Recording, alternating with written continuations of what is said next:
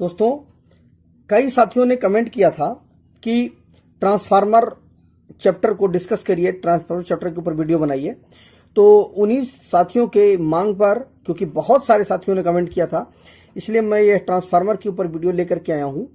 यह कई पार्ट में दोस्तों यह वीडियो बनेगा। ट्रांसफार्मर चैप्टर कई पार्टों में कवर होगा, तो पूरी वीडियो को आप पूरी वीडियो को वॉच करिएगा। इसके बाद जो स्टेप बाय स्टेप जो वीडियो आएंगी उन वीडियो को भी वॉच करिएगा। बहुत ही महत्वपूर्ण, बहुत ही आसान तरीके से मैं आपको ट्रांसफार्मर की पूरी डिटेल समझा दूंगा, जिससे आपको किसी एग्जाम में, मतलब आईटीआई का जो भी एग्जाम होने वाला है उसमें, और आगे कंपटीशन के जो एग्जाम होने वाले हैं उनमें भी आपको बहुत ही आसान होगा। एक एक चीज आपकी समझ में आ जाएगा कि कैसे क्या होता है। तो पूरी वीडियो को वॉच करिएगा और वीडियो को कहीं स्किप मत करिएगा। और वीडियो अगर अच्छा लगे तो चैनल को सब्सक्राइब करके ऑल नोटिफिकेशन बेल आइकन को जरूर प्रेस कर दीजिएगा, और इस वीडियो को शेयर भी करिएगा दोस्तों ज़्यादा से ज़्यादा लोगों तक, ताकि अभी जो एग्जाम वगैरह होने वाले हैं उन सब में लोगों को फायदा हो सके इस वीडियो के माध्यम से। तो आइए शुरू करते हैं इस वीडियो को। क्या है, देखिए ट्रांसफार्मर।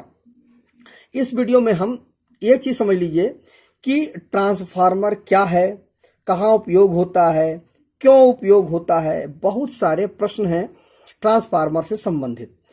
क्या है कि बहुत सारे जो यह प्रश्न है, जितने भी ये सारे प्रश्न हैं, इन सारे प्रश्नों का जवाब आपको स्टेप बाय स्टेप इन सारी वीडियोज में आपको मिलता रहेगा। देखिए क्या है कि सबसे पहले हम समझ लेते हैं कि ट्रांसफार्मर क्या होता है। ठीक है,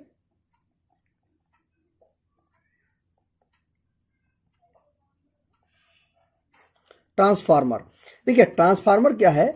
यह एक ऐसी युक्ति है जो एसी पर चलती है, केवल और केवल एसी पर यह चलती है। लोगों के मन में कंफ्यूजन होता है कि यह डीसी पर भी चलती है, लेकिन ऐसा नहीं होता है। यह केवल और केवल एसी पर ही काम करता है, और किसी भी चीज पर यह काम नहीं करता है। ना ये डीसी पर काम करता है, ना किसी और चीज पर काम करता है। केवल और केवल ये एसी पर ही काम करता है। और यह केवल और केवल दोस्तों और कुछ भी नहीं करता है, बस केवल ये वोल्टेज को स्टेप अप और स्टेप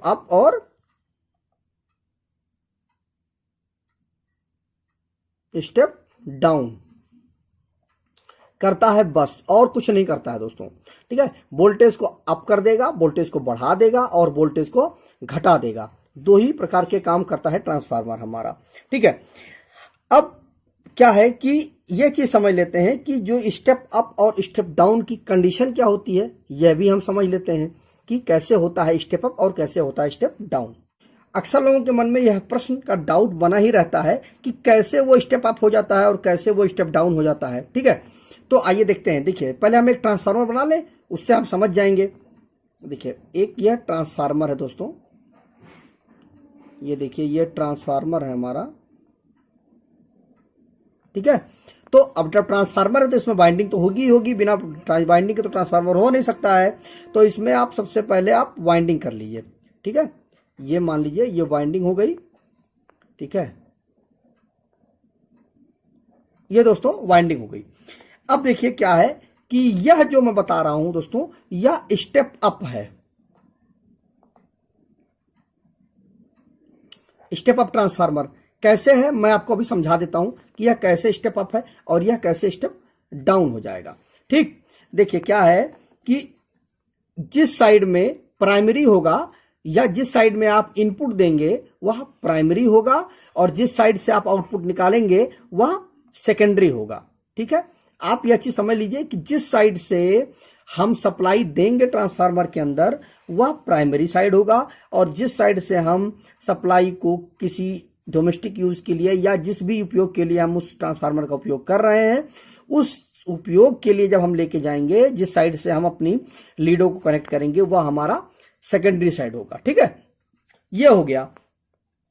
इसमें जो प्राइमरी साइड होगा उसमें जो टर्न होंगे, नंबर ऑफ टर्न, जो कॉइल के जो नंबर ऑफ टर्न होंगे वह कम होंगे। ठीक है, और सेकेंडरी साइड में टर्न जो होंगे वह ज्यादा होंगे। अब कैसे यह स्टेप अप हो गया, ठीक है, आइए इसको समझ लेते हैं। देखिए क्या है कि जिधर नंबर ऑफ टर्न कम होंगे और उस जब मतलब प्राइमरी साइड में जिसमें जिस प्राइमरी साइड में मतलब इसको आप समझ लीजिए कि यह स्टेप अप है, तो प्राइमरी साइड में नंबर ऑफ टर्न कम होंगे और सेकेंडरी साइड में नंबर ऑफ टर्न ज्यादा होंगे।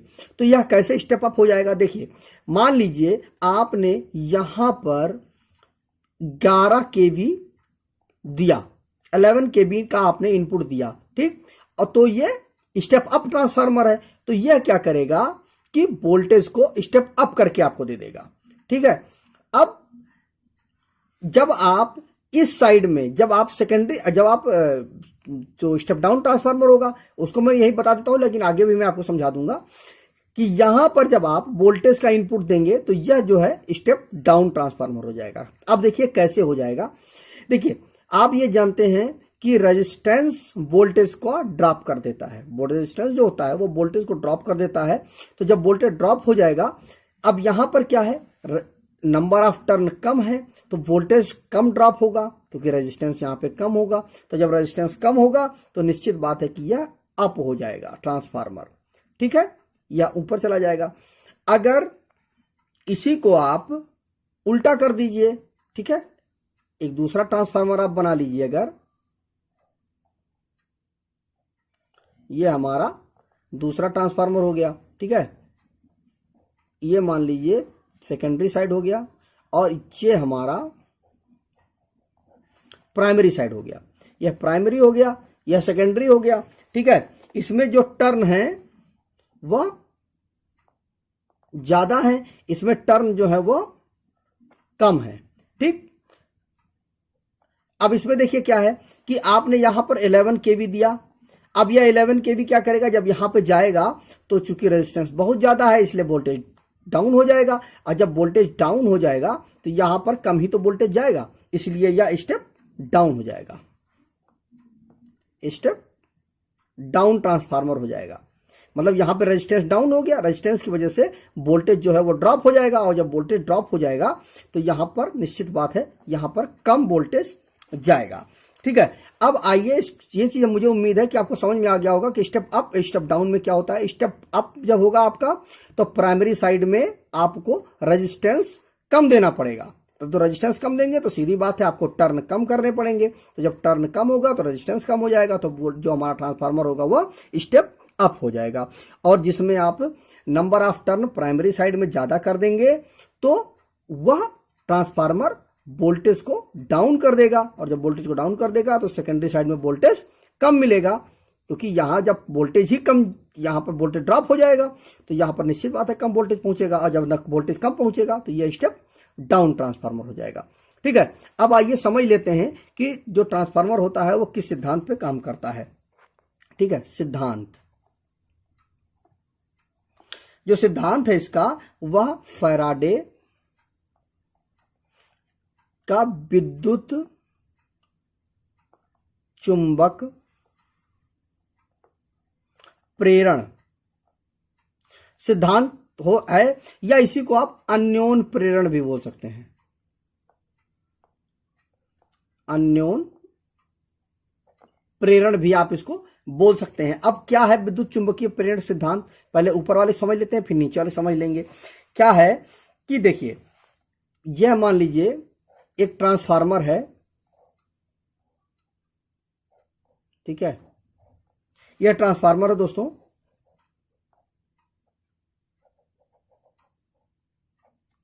अब देखिए यह इनपुट है और यह आउटपुट है, ठीक। तो अब जब आप इस साइड में सप्लाई देंगे, ठीक है, इस साइड में जब आप सप्लाई देंगे तो निश्चित बात है यहां पर मैग्नेटिक फील्ड जनरेट होगी, ठीक। अब वह तो इस मैग्नेटिक फील्ड की वजह से यहां पर जो है चुंबकीय क्षेत्र बन जाएगा, चुंबकीय क्षेत्र बन जाएगा, और इस चुंबकीय क्षेत्र को यह जो कोरे लगी होती हैं यह कोरे इस साइड में ट्रांसफर कर देती हैं उस चुंबकीय क्षेत्र को, मतलब इलेक्ट्रोमैग्नेट को इस साइड ट्रांसफर कर देती हैं।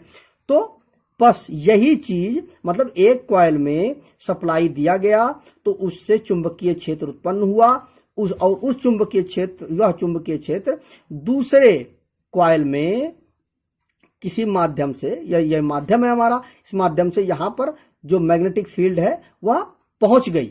ठीक है, तो यही फैराडे का विद्युत चुंबकीय प्रेरण नियम है।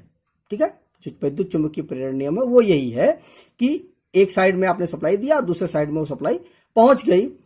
ठीक, अब क्या है कि दूसरी चीज मैंने बताई थी आपको, अन्योन प्रेरण क्या होता है। अन्योन प्रेरण क्या होता है, इसका एक एग्जाम्पल के रूप में आप समझ सकते हैं कि जैसे कि एक कॉइल में जो है सप्लाई देने पर दूसरी कॉइल में, एक कॉइल में सप्लाई देने पर दूसरी कॉइल में अगर करंट का फ्लो होने लगता है तो वह अन्योन प्रेरण होगा।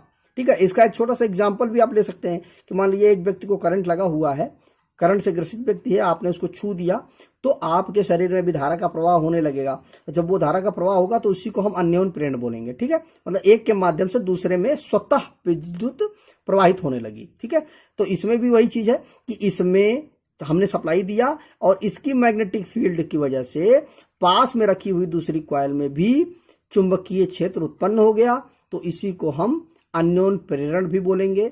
और सेम यही चीज दोस्तों फैराडे का विद्युत चुंबकीय प्रेरण नियम भी है। ठीक है, तो मुझे उम्मीद है कि यह चीज आपको सिद्धांत समझ में आ गया होगा कि ट्रांसफार्मर किस सिद्धांत पे काम करता है।